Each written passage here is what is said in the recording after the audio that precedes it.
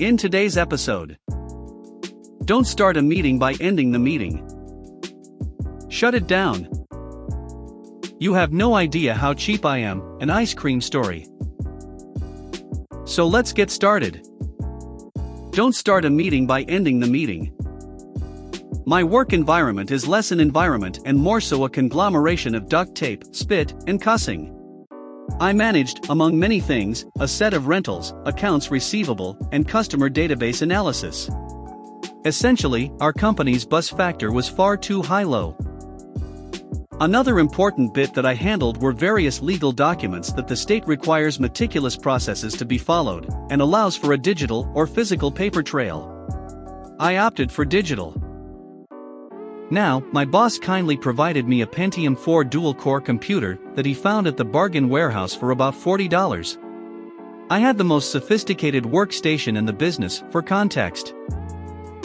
This wasn't quite enough for database management and analytical software to boot up more or less process a dataset, so I called up our IT guy, who worked for the boss's friend's sister-in-law's business, 200 miles away. I go, "Hey Tim, I need to add my personal laptop to the company network. Can you make that happen?" "Sure, I'll be down to that location in a week or two. Can it wait?" "Sounds perfect, Tim." So Tim shows up. We get the boss to rubber stamp that this is all okay, and I have remote access to the servers and some annoying corporate asterisk mandated securities on my laptop. Which, no big deal, they stay out of the way. Asterisk Tim's corporate.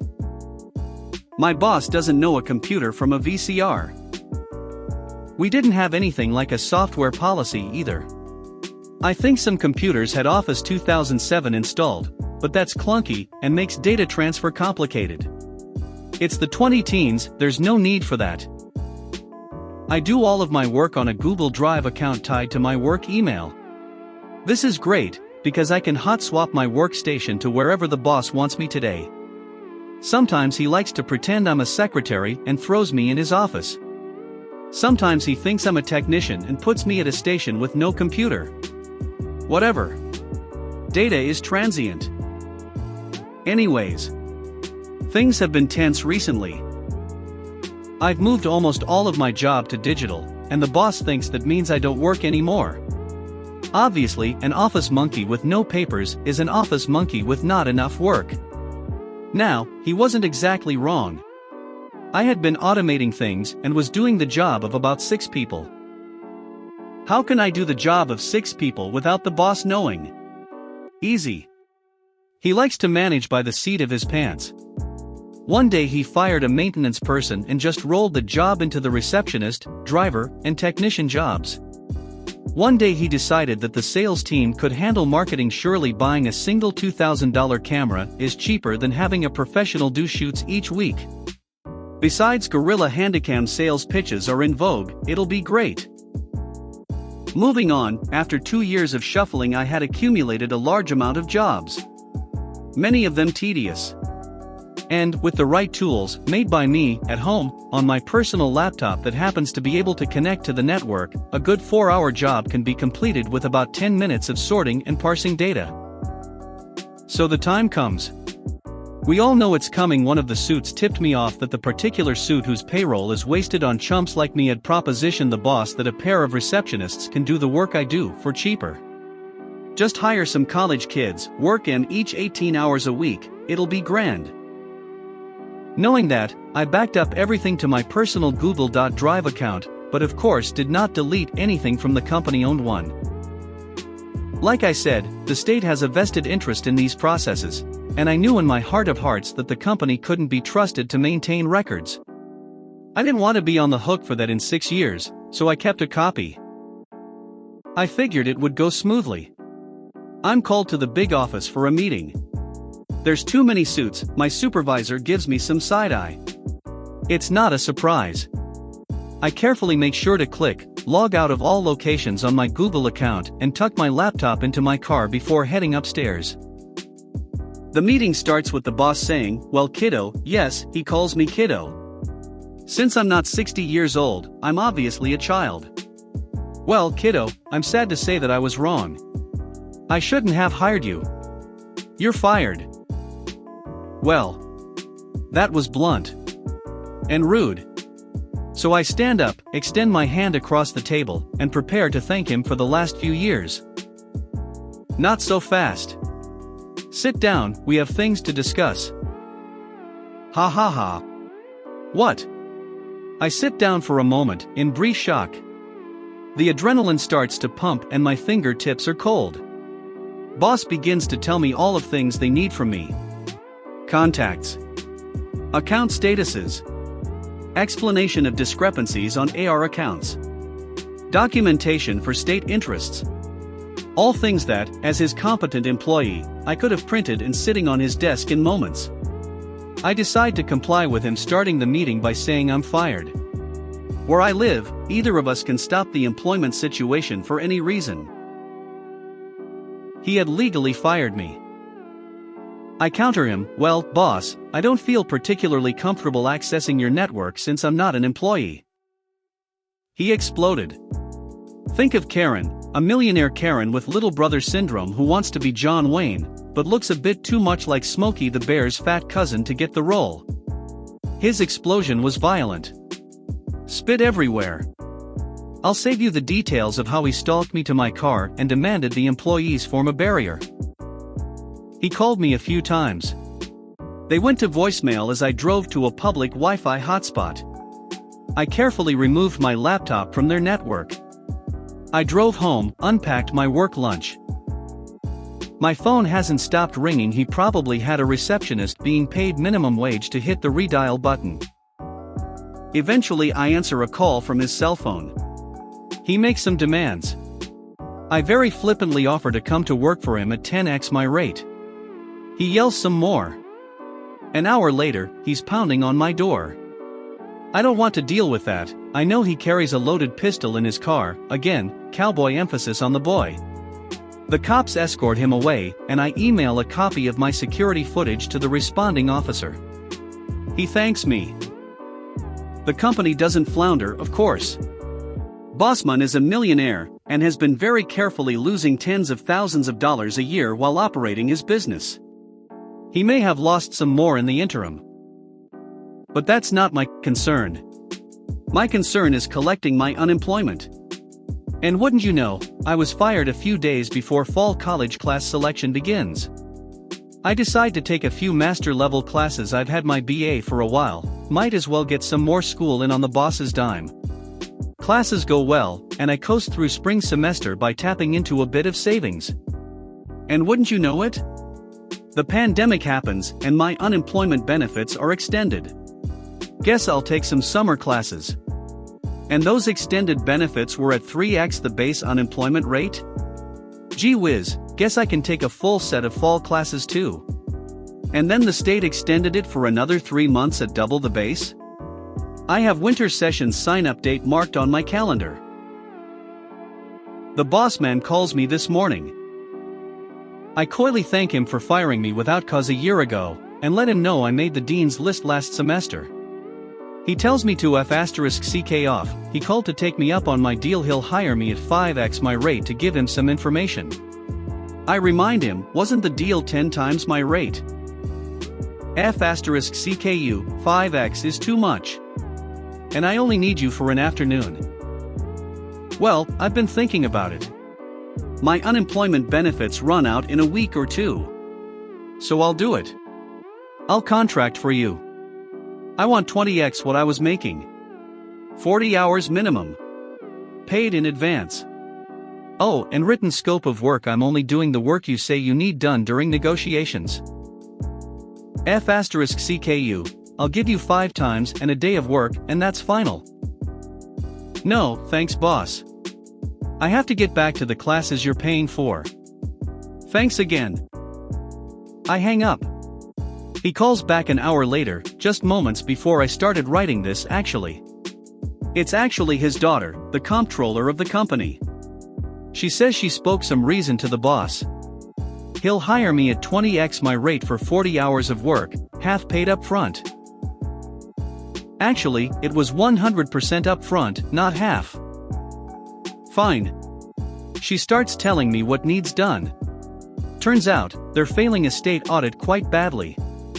Like, boss is not a millionaire if this isn't fixed kind of badly. They have all the information they need, of course it's on my company email account's Google Drive. I'm not going to tell them this. Once he pays me for half a year's work, I'll gladly spend the hour or so of time it takes to transfer all of the data he needs to a flash drive, wait until Monday of next week, and then hand it to his receptionist. Really, the man couldn't have been nicer. He's already covered me going to college full-time for over a year, and is about to cover another 2 semesters. I should buy him a cake. Shut it down. I am a non-union aircraft maintenance technician for a major airline. We have set working hours and a few scheduled break times. One day we were late getting to the break room because we were busy working to get something done before the tug came to take the plane to the terminal. We got it done before the ready time, so we were good. Just a few minutes after we made it into the break room, a new manager walked into the break room and turned off the TV and told everyone that break time is over, get out. One of the AMTs, certainly more senior and experienced than the manager, asked him to clarify break start and end times and made it clear to the manager that we will not let it happen again. Fast forward a few weeks and we are outside doing some engine tests, where we go through about 30 minutes of preparation to test the engines at takeoff power. Same manager is stressed about these tests and want them to go well, because operations needs the plane. Same senior AMT is in the aircraft as part of the engine tests. He knows the manager's policy on adhering to schedules. You know where this is going. After doing all the preparations, checklists, clearances, and getting the engine started, we start to go up on power. Then, almost like clockwork, we throttle back and shut down the engines. Assuming the shutdown is part of one of the tests, the manager just sits in the truck checking emails. He is not aware that we are coming down the stairs and closing up the plane. We all walk away from the aircraft, and he loses his mind. The senior AMT reminded the manager of the break times and his strict enforcement of policies. We enjoy our break, make it back to the plane on time, then start all the checklists over, and get the engine runs done. We release the aircraft on time, a little early, and the manager doesn't take a hit for a delay, one of his job performance metrics, and dodges a close one. You have no idea how cheap I am, an ice cream story. Some background information. I was a recent engineering graduate, working full-time making pretty good money. I decided I wanted to propose to my girlfriend and needed that good diamond ring money. So I randomly took a job as a waiter at a local diner, and would work afternoons, nights, and weekends. Making pretty crap money, but I'm a WH*3 for money, so I didn't care. If you've ever worked at a job you don't need, it really is eye-opening, but that's another story. So as I'm sure most of you know, waiters and waitresses have side work to do at the end of their shift, which to me seems pretty bullsh*T, but whatever. The state I lived in paid $2 an hour for servers on top of whatever tips they take home. So this side work is near slave labor, in my opinion, because it's a non-tipped labor. On my second week at the job, my end-of-shift side work was to scrape down the ice cream freezer frost buildup. When freezers run for a long time, condensation forms, and then freezes on the inside of the freezer walls. I had worked at an ice cream shop as a teenager, so I was very familiar with ice cream freezers.